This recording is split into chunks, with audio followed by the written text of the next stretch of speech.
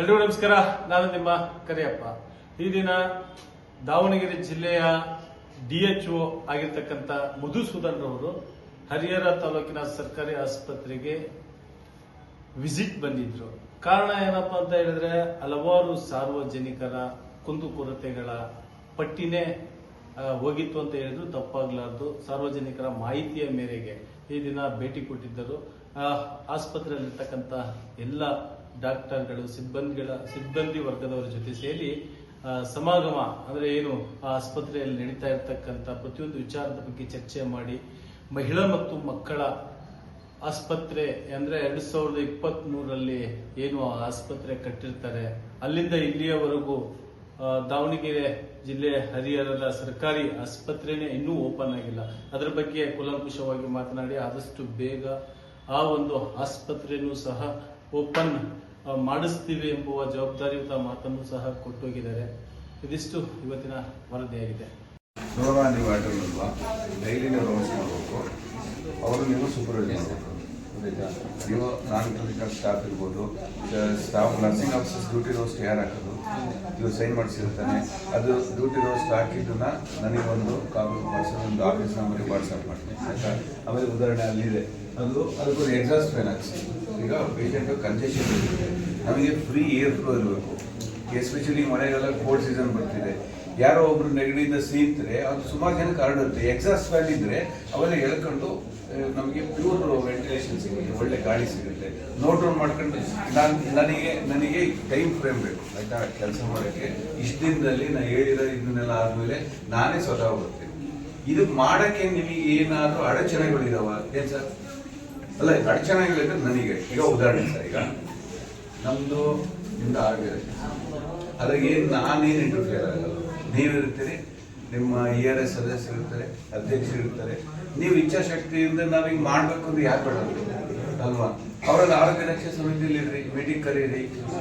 ನೀವು ಬೇಕಿರೋ ಒಂದು ಕೆಲಸ ಮಾಡ್ರಿ, ಒಂದಿನ ಆರೋಗ್ಯ ರಕ್ಷಾ ಸಮಿತಿ ಲಂಚ್ ಅವರ್ಸಲ್ಲಿ ಪೇಷಂಟಿಗೆ ತೊಂದರೆ ಆಗ್ತಂಗೆ ಲಂಚ್ ಅವರ್ಸ್ ಇನ್ವೆಂಟಿವ್ ಫಿಕ್ಸ್ ಮಾಡ್ರಿ. ನೀವು ಆರೋಗ್ಯ ರಕ್ಷಾ ಸಮಿತಿ 4 ಜನ ಕೂತ್ಕೊಂಡು ಮಾತಾಡಬೇಡ, ಎಲ್ಲ ಸಿಬ್ಬಂದಿನೂ ಕರೆಸಿ. ಅವ್ರು ಏನು ಕುಂದುಕೊರತೆ ಇರ್ತದಲ್ಲ ಅದನ್ನ ಆರೋಗ್ಯ ರಕ್ಷಾ ಸಮಿತಿ ಡಿಸ್ಕಸ್ ಮಾಡ್ರಿ. ಇದನ್ನ ಇಂಪ್ಲಿಮೆಂಟ್ ಮಾಡಿ. ಯಾಕೆ ಬೇಡ ಅಂತಾರೆ?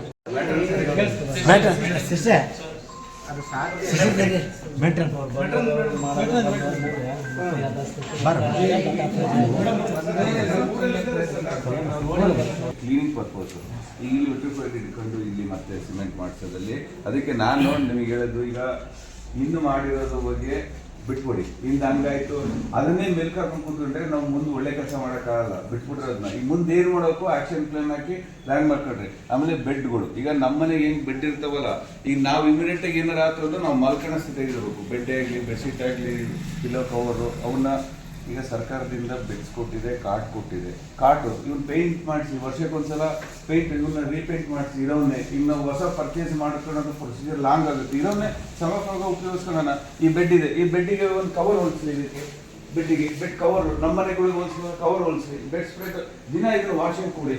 ನಮ್ಮ ಮನೆಗೆ ಹೆಂಗಿರ್ತೋ ನಾವು ಒಂದು ಮಕ್ಕಳ ಸ್ಥಿತಿಗೆ ಇರ್ಬೇಕು. ಅಷ್ಟು ಮಾಡ್ರಿ. ಅದಕ್ಕೆ ಚೆನ್ನಾಗಿದೆ ಮಾತು. ಹಲೋ, ಫಾರ್ ಎಕ್ಸಾಂಪಲ್ ರಿಪೇರಿ ಆಗಿ ಇವನ್ನೆಲ್ಲ ಕ್ಲೀನ್ ಮಾಡ್ಸೋಕ್ಕೆ ನಮಗೆ ಏನಿಲ್ಲ. ಈಗ ಮ್ಯಾನ್ ಪವರ್ ಇದೆ, ಕ್ಲೀನ್ ಮಾಡಿಸೋದು ಏನು ಕೆಲಸ ಇದೆಲ್ಲ ಬಂದಿದೆ. ಏನು ಮಾಡಂತ ಮಾಡಿಸ್ತೀನಿ ಸರ್, ಮಾಡಿಸಿ ಇವೆಲ್ಲ ತರಿಸಿ ಇವೆಲ್ಲ. ಈಗ ನಾವು ಹೊಸ ಬಿಲ್ಡಿಂಗ್ ಕಟ್ಟೋಕ್ಕೆ ನಮಗೆ ಅದು ನಮ್ಮ ಲೆವೆಲೇ ಇಲ್ಲ. ನಮ್ಮ ಕೈಯಲ್ಲಿ ಏನಾಗುತ್ತೋ ಅದನ್ನ ಕ್ಲೀನಿಂಗ್ ಏಜೆನ್ಸಿ ಏನಿರುತ್ತಲ್ಲ ಎಲ್ಲ ರೂಮನ್ನು ಇಳಿಸ್ಬಾರ್ದು. ಆಮೇಲೆ ಇನ್ನೊಂದು, ಇಲ್ಲಿ ವಾಶ್ರೂಮು ಮತ್ತು ಇವನ್ನೆಲ್ಲ ಕ್ಲೀನಿಂಗು ಚೆಕ್ ಲಿಸ್ಟ್ ಹಾಕಿ. ಚೆಕ್ ಲಿಸ್ಟ್ ಅಂದ್ರೆ ಯಾವ ಡೇಟು, ಯಾವ ಟೈಮು, ಯಾರು ಮಾಡಿದ್ರು ಕ್ಲೀನು, ಯಾರು ಅದನ್ನು ಸೂಪರ್ವೈಸ್ ಮಾಡಿದ್ರು, ಅದು ಯಾವ ರೂಮಲ್ಲಿ ಇರ್ತಾರಲ್ಲ ಅವ್ರು ಸೈನ್ ಹಾಕ್ಬೇಕು. ನಿಮ್ಮ ನರ್ಸಿಂಗ್ ಸೂಪರಿಂಟೆಂಡೆಂಟ್ ಸೈನ್ ಹಾಕ್ಬೇಕು. ನೆಕ್ಸ್ಟು ಆಮೇಲೆ ನೀವು ರೌಂಡ್ಸ್ ಬಂದಾಗ ನೀವು ಸೈನ್ ಹಾಕ್ಬೇಕು. ಅದು ದಿನಕ್ಕೆ ಎಷ್ಟು ಸಲ ಹಾಕ್ಬೇಕು ಅನ್ನೋದನ್ನ ಅದನ್ನ ಹಾಕಿ ಚೆಕ್ ಲಿಸ್ಟ್ ಮಾಡಿಡಿ. ಅದನ್ನ ಇಂಪ್ಲಿಮೆಂಟ್ ಮಾಡ್ದಂಗೆ ಅದು ಅವ್ರು ಸೋ ದಟ್ ಅವರು ಒಂದು ಕ್ರಮಬದ್ಧವಾಗತ್ತೆ. ಈಗ ನಮಗೆ ನ್ಯಾಷನಲ್ ಕ್ವಾಲಿಟಿ ಅಶ್ಯೂರೆನ್ಸ್ ಸ್ಟ್ಯಾಂಡರ್ಡ್ಸ್ ಇದೆ, ಕಾಯಕಲ್ಪ ಇದೆ, ಅದರಲ್ಲೆಲ್ಲ ಆ ರೀತಿ ಚೆಕ್ ಲಿಸ್ಟ್ ಪ್ರಕಾರ ಮಾಡಿ. ಅದನ್ನ ಫಾರ್ ಎಕ್ಸಾಂಪಲ್ ರಿಪೇರಿ ಆಗಿ ಇವನ್ನೆಲ್ಲ ಕ್ಲೀನ್ ಮಾಡ್ಸೋಕ್ಕೆ ನಮಗೆ ಏನಿಲ್ಲ. ಈಗ ಮ್ಯಾನ್ ಪವರ್ ಇದೆ, ಕ್ಲೀನ್ ಮಾಡಿಸೋದು ಏನು ಕೆಲಸ ಇದೆಲ್ಲ ಬಂದಿದೆ. ಏನು ಮಾಡಂತ ಮಾಡಿಸ್ತೀನಿ ಸರ್, ಮಾಡಿಸಿ ಇವೆಲ್ಲ ತರಿಸಿ ಇವೆಲ್ಲ. ಈಗ ಈಗ ನಾವು ಹೊಸ ಬಿಲ್ಡಿಂಗ್ ಕಟ್ಟಕ್ಕೆ ನಮ್ಗೆ ಅದು ನಮ್ಮ ಲೆವೆಲೇ ಇಲ್ಲ. ನಮ್ಮ ಕೈಯಲ್ಲಿ ಏನಾಗುತ್ತೋ ಅದು ಕ್ಲೀನಿಂಗ್ ಏಜೆನ್ಸಿ ಏನಿರುತ್ತಲ್ಲ ಎಲ್ಲ ರೂಮಲ್ಲಿ ಇಡಿಸ್ಬಾರ್ದು. ಆಮೇಲೆ ಇನ್ನೊಂದು ಇಲ್ಲಿ ವಾಶ್ರೂಮು ಮತ್ತು ಇವನ್ನೆಲ್ಲ ಕ್ಲೀನಿಂಗು ಚೆಕ್ ಲಿಸ್ಟ್ ಹಾಕಿ. ಚೆಕ್ ಲಿಸ್ಟ್ ಅಂದ್ರೆ ಯಾವ ಡೇಟು, ಯಾವ ಟೈಮು, ಯಾರು ಮಾಡಿದ್ರು ಕ್ಲೀನು, ಯಾರು ಅದನ್ನು ಸೂಪರ್ವೈಸ್ ಮಾಡಿದ್ರು, ಅದು ಯಾವ ರೂಮಲ್ಲಿ ಇರ್ತಾರಲ್ಲ ಅವ್ರು ಸೈನ್ ಹಾಕ್ಬೇಕು, ನಿಮ್ಮ ನರ್ಸಿಂಗ್ ಸೂಪರಿಂಟೆಂಡೆಂಟ್ ಸೈನ್ ಹಾಕ್ಬೇಕು ನೆಕ್ಸ್ಟು, ಆಮೇಲೆ ನೀವು ರೌಂಡ್ಸ್ ಬಂದಾಗ ನೀವು ಸೈನ್ ಹಾಕ್ಬೇಕು. ಅದು ದಿನಕ್ಕೆ ಎಷ್ಟು ಸಲ ಹಾಕ್ಬೇಕು ಅನ್ನೋದನ್ನ ಅದನ್ನ ಹಾಕಿ ಚೆಕ್ ಲಿಸ್ಟ್ ಮಾಡಿಡಿ. ಅದನ್ನ ಇಂಪ್ಲಿಮೆಂಟ್ ಮಾಡ್ದಂಗೆ ಅದು ಅವ್ರು ಸೊ ದಟ್ ಅವರು ಒಂದು ಕ್ರಮಬದ್ಧವಾಗತ್ತೆ. ಈಗ ನಮಗೆ ನ್ಯಾಷನಲ್ ಕ್ವಾಲಿಟಿ ಅಶ್ಯೂರೆನ್ಸ್ ಸ್ಟ್ಯಾಂಡರ್ಡ್ಸ್ ಇದೆ, ಕಾಯಕಲ್ಪ ಇದೆ, ಅದರಲ್ಲೆಲ್ಲ ಆ ರೀತಿ ಚೆಕ್ ಲಿಸ್ಟ್ ಪ್ರಕಾರ ಮಾಡಿ. ಅದನ್ನ ಅನ್ನ ಸಾಂಬಾರು ಬಾಳೆ ಕೊಟ್ರ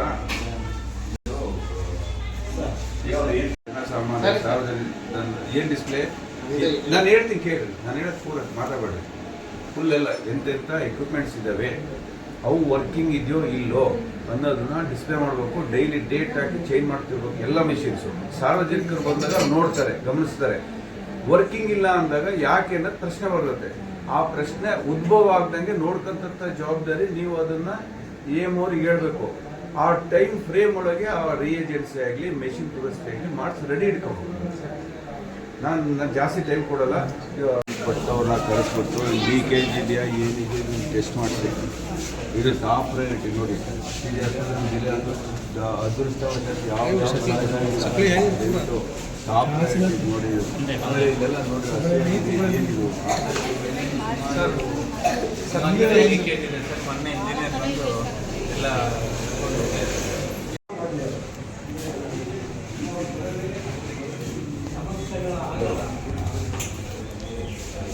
ಖಾಲಿ ಖಾಲಿ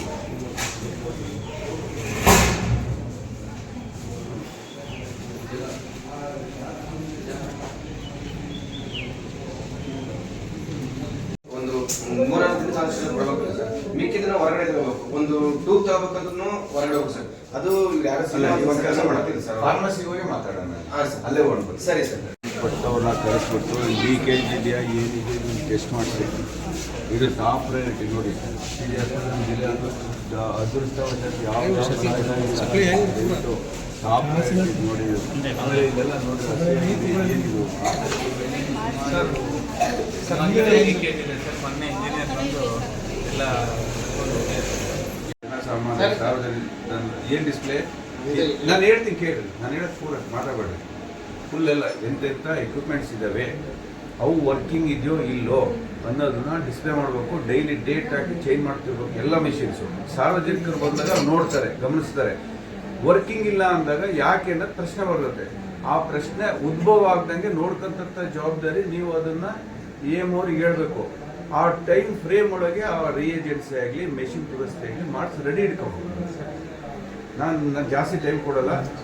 ಒಂದು 3-4 ದಿನ ಕೊಡಬೇಕು ಸರ್. ಮಿಕ್ಕಿದ್ರೆ ಹೊರಗಡೆ ತಗೋಬೇಕು. ಒಂದು ಟೂಬ್ ತಗೋಬೇಕಂದ್ರೂ ಹೊರಗಡೆ ಹೋಗಿ ಸರ್. ಅದು ಯಾರು ಕೆಲಸ ಮಾಡ್ತೀನಿ ಸರ್. ಫಾರ್ಮಸಿಗೆ ಹೋಗಿ ಮಾತಾಡೋಣ, ಅಲ್ಲೇ ಹೊಡ್ಬೋದು. ಸರಿ ಸರ್.